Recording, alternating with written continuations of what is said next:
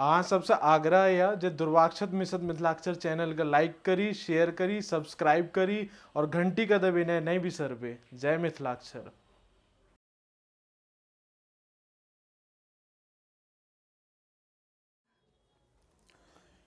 नमस्कार। मिथिलाक्षर अभ्यास के क्रम में व्यंजन वर्ण के अंतर्गत आई यहाँ सबके छठम दिनक अभ्यास ट वर्ग के बताओल जा रहल अछि। आओ ट वर्ग देखू केना हम लिख रहल छी। ट वर्ग देखियो,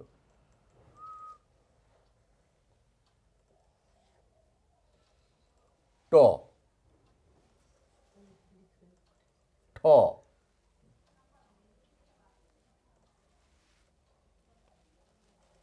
ड,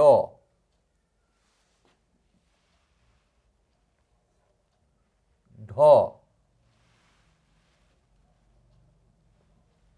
न, न। अब एक देखियो देवनागरिक में केना लिखलिए। ट,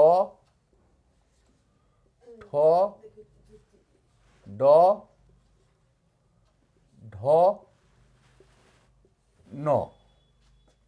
देखियो ट, ठ, ड, ढ, न।